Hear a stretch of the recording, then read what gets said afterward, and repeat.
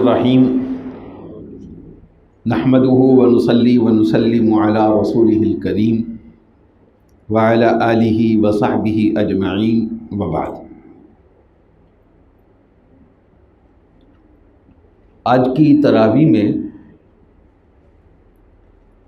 سورۃ القصص کی بھی تلاوت ہوئی ہے،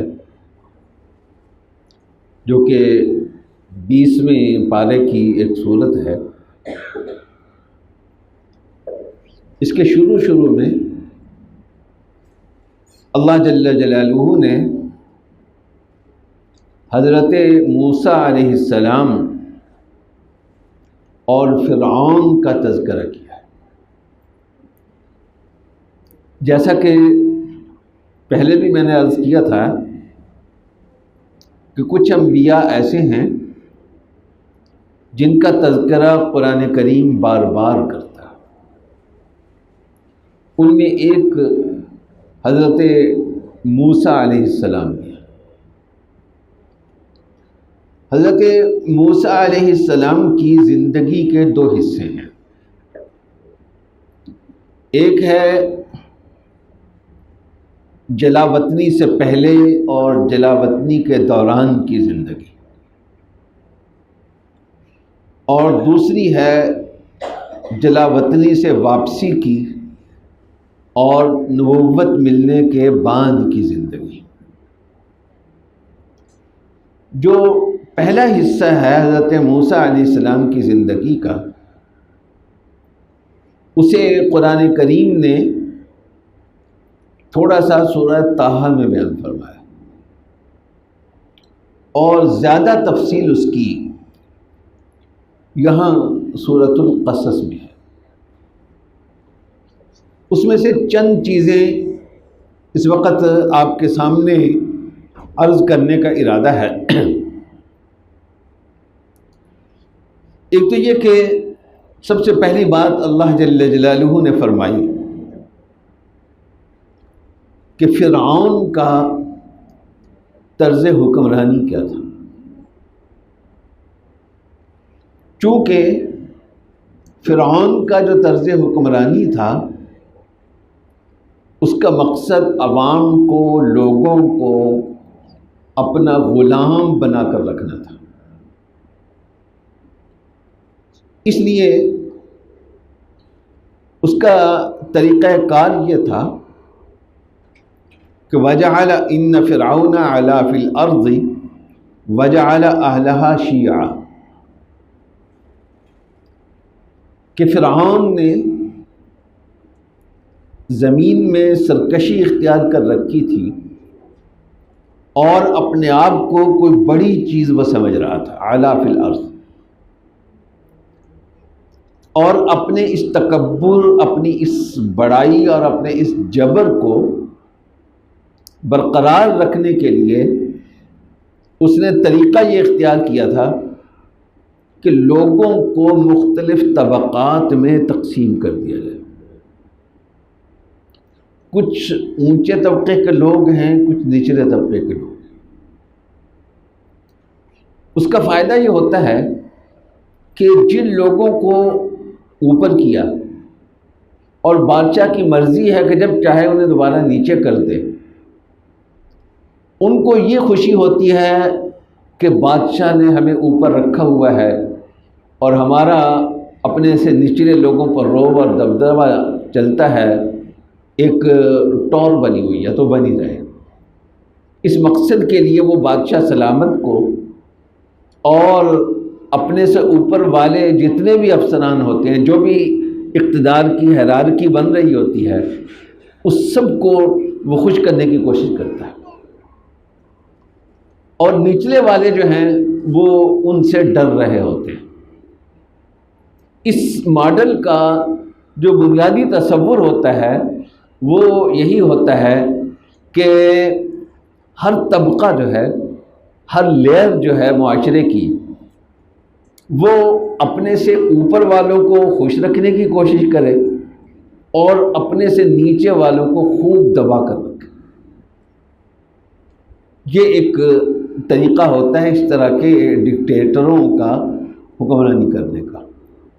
چنانچہ ہمارے ہاں بر صغیر میں انگریز نے جو حکومت کی ہے وہ اسی ماڈل کے تحت کی ہے. یعنی ان کا اگر نظام حکمرانی دیکھیں جو انہوں نے انگلینڈ میں قائم کیا ہوا تھا وہ بالکل مختلف تھا، اور جو یہاں اس نے قائم کیا ہوا تھا بر صغیر میں وہ اس سے اور الگ نوعیت کا تھا. اس لیے کہ وہاں کے عوام کو وہ اپنا سمجھتے تھے، عوام کی حکمرانی کا تصور تھا، اور یہاں کے عوام کو وہ غلام سمجھتے تھے، مفتو سمجھتے تھے، اور غلام ہی بنا کر رکھنا چاہتے تھے. اس لیے ہر اوپر والے طبقے کی نچلے طبقے پر کوئی نہ کوئی ٹور ہوتی تھی، اور ہر کوئی اپنی اسی ٹور میں خوش ہوتا تھا. ایک تھانے دار خوش ہے کہ میں نے ایس پی کو راضی رکھا ہوا ہے، اور اس خوشی میں پھر ایک سپاہی کو وہ کچلے گا، اس پہ جتنا روڈ ڈالا جا سکتا ہے ڈالے گا، اور ایک سپاہی اتنا خوش ہوگا کہ عام سیدھے سادے بندے پر وہ یہ سمجھتا ہے کہ جتنا چاہوں روڈ ڈال لوں. ہمارے والد صاحب رحمہ اللہ سنایا کرتے تھے کہ انگریز اس زمانے میں پولیس کا روب بہت زیادہ ہوتا تھا لوگوں پر، عام پولیس کے سپاہی سے بھی لوگ بہت زیادہ ڈرتے تھے. تو ایک لطیفہ بیان کیا کرتے تھے کہ اس زمانے کا ایک لطیفہ تھا لوگوں نے بنایا ہوا کہ ایک آدمی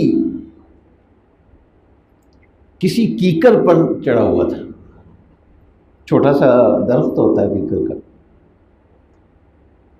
تو وہاں ایک سپاہی آ گیا، بہت نچلے درجے کا کانسٹیبل اور پتہ نہیں کیا، لیکن وردی پہنی ہوئی تھی اس نے. تو ان لوگوں کو شوق ہوتا ہے ہر جگہ اپنا روب دکھانے کا اور روب چیک کرنے کا کہ ہمارا کتنا کا روب ہے. تو وہ اس سے پوچھتا ہے کہ اوے اتنے کی کرنا. نہیں، وہ والد صاحب یہ سناتے تھے کہ وہ پولیس والے سے ڈر کر جو ہے نا وہ تھوڑا سا وہ اس کی اوٹ میں آ گیا ایک کیکر کی. تو اس نے ڈانٹ کر پوچھا کہ یہاں کیا لینے آیا ہوا، کیا کی کرنا. تو آگے سے وہ کہتا ہے تھے آم لبدہ میں. تو اس نے کہا کہ کیکر پہ بھی آم ہوتے ہیں. اس نے کہا کبھی کبھی ہندے کبھی کبھار ہوتے ہیں. تو مقصد یہ تصویر کشی ہے کہ یہ جو اس طرح کا نظام ہوتا ہے غلامی میں جکڑ کر رکھنے کا، اس کا یہ ایک طریقہ کار ہوتا ہے. انگریزوں نے بھی وہی اپنایا. اس کے برعکس خلفائے راشدین کے زمانے میں بھی کچھ مفتوحہ قومیں تھیں جن کو صحابہ اکرام نے فتح کیا تھا، لیکن وہاں چونکہ ان کو غلام بنا کر رکھنا مقصود نہیں تھا بلکہ برابر کا انسان سمجھنا مقصود تھا. اس لیے وہاں کا ماڈل یہاں سے بالکل مختلف تھا.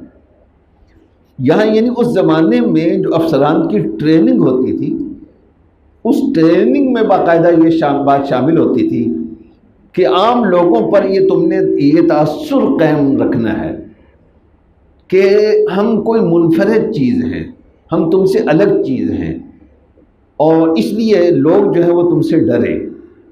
اور اسی مقصد کے لیے انہوں نے یہاں پروٹوکول کا سسٹم رکھا، اور ایک ایک سرکاری افسر کو پتہ نہیں کتنے کتنے کنال کے گھر بنا کر دیے تاکہ لوگوں پر یہ روب ہو کہ صاحب صاحب. لیکن حضرت عمر بن الخطاب رضی اللہ تعالی عنہ کا طریقہ اس سے بالکل برعکس تھا. وہ جب کسی کو گورنر بنا کر بھیجتے تھے تو اس سے ایک حلف لیتے تھے. وہ حلف یہ تھا، بنیادی جز اس کا، کہ میں اپنا طرز زندگی اور اپنا معیار زندگی وہاں کے ایک عام آدمی جیسا رکھوں گا، لہذا اللہ ترکبو برزونن، عالی شان سواری میں استعمال نہیں کروں گا. حالانکہ جن صحابہ کو حضرت عمر گورنر بنا کر بھیجتے تھے وہ سارے صحابہ ہی ہوتے تھے اس زمانے میں. ان میں سے کئی ایسے بھی ہوتے تھے جو مالی طور پر اچھی سواری افورڈ کر سکتے تھے، لیکن گورنری کے دوران اس کی اجازت نہیں تھی۔ جب تک تم گورنر پر ہو، اس عہدے پر ہو، سواری تمہاری ایک عام سی ہونی چاہیے، تمہارا کھانا پینا عام لوگوں کی طرح ہونا چاہیے، تمہارا گھر عام لوگوں کی طرح ہونا چاہیے، تمہارا رہن سہن عام لوگوں کی طرح ہونا چاہیے، اور لوگوں کی تم تک اپروچ آسان ہونی چاہیے۔ یہ شرطیں ہوتی ہیں۔ اس کا مقصد کیا تھا؟ مقصد اس کا یہی تھا کہ لوگ یہ نہ محسوس کریں کہ یہ ہم سے بالا تر مخلوق ہے، بلکہ لوگوں کو یہ احساس ہو کہ ہم اور یہ ایک جیسے ہی ہیں، برابر ہی ہیں، فرق صرف یہ ہے کہ انتظام کرنے کے لیے وہ ہم پر حاکم بن گئے ہیں، ہم ان کی رعایا ہیں، اس کے علاوہ کوئی اور فرق نہیں ہے۔ چنانچہ حضرت عمر رضی اللہ تعالیٰ عنہ اس پر کڑی نظر رکھتے تھے۔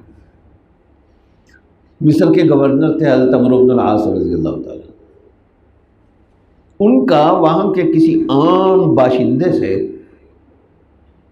تو میں ہو گئی کسی بات پر، تو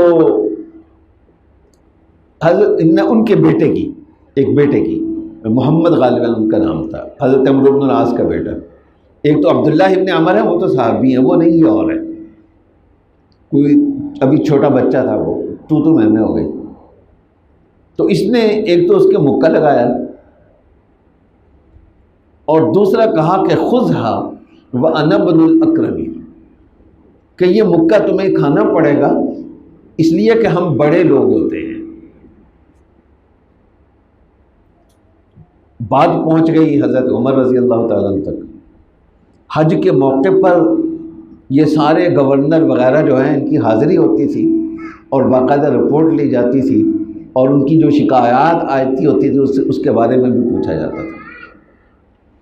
تو حضرت عمر کے دربار میں پیشی ہو گئی، وہ رعایا کا جو عام بچہ تھا وہ بھی پیش ہوا، حضرت عمرو بن العاص رضی اللہ تعالیٰ عنہ بھی اپنے بیٹے کو لے کر پیش ہوئے، اور یہ فرمایا کہ تم نے یہ غلطی کی ہے، اب اس کی سزا یہ ہے کہ یہ عام رعیت کا جو غریب کا بچہ ہے وہ بھی تمہیں اسی طریقے سے مکہ مارے گا، اور ساتھ وہ بھی یہی کہے گا کہ انا ابن الاکرمین، ہم بڑے لوگ ہوتے ہیں۔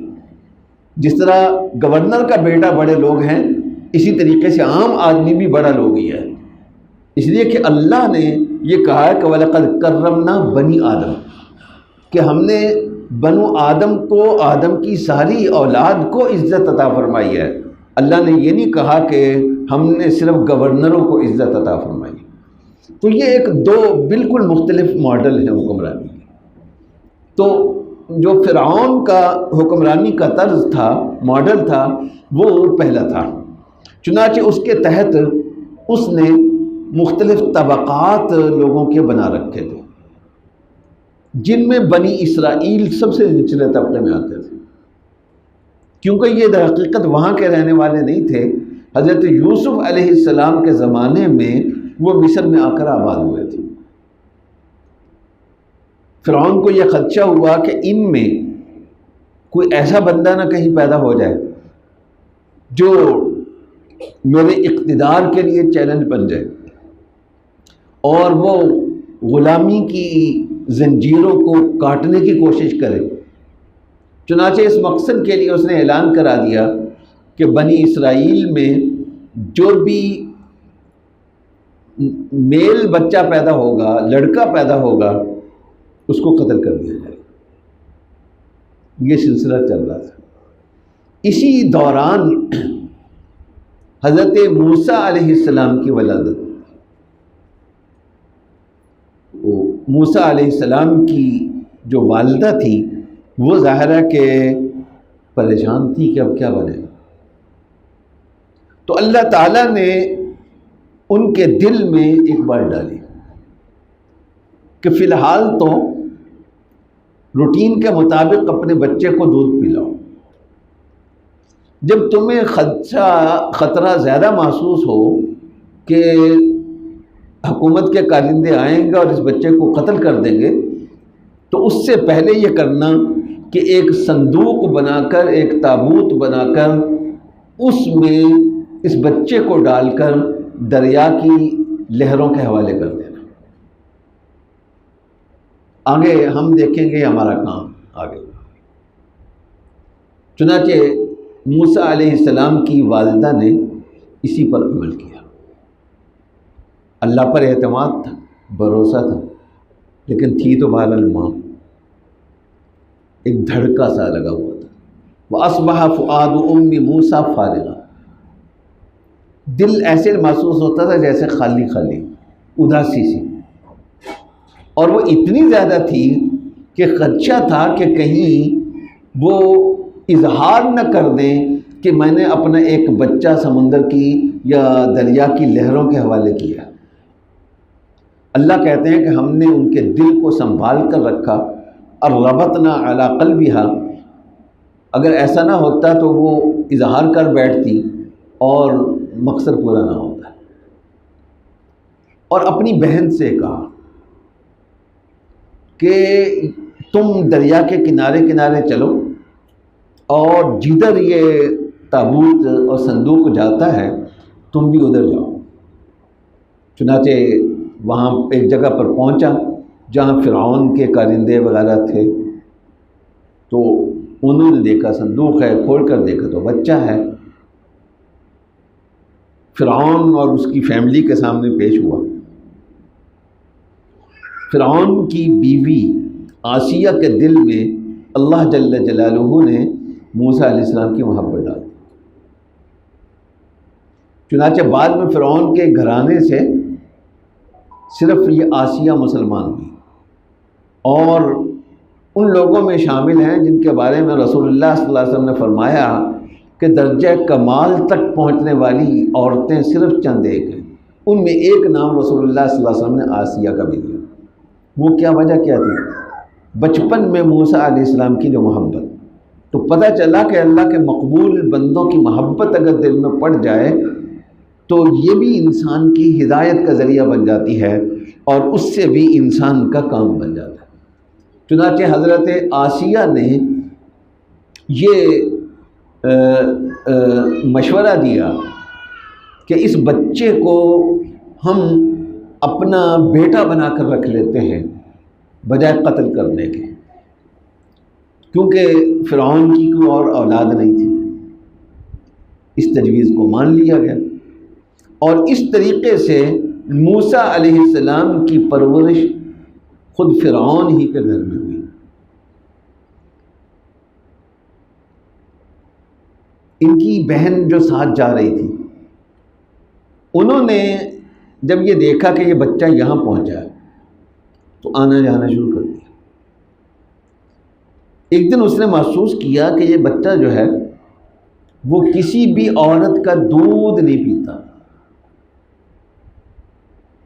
تو اس کو موسیٰ علیہ السلام کی بہن کو موقع مل گیا، اور انہوں نے یہ کہا کہ میری نظر میں ایک فیملی ہے،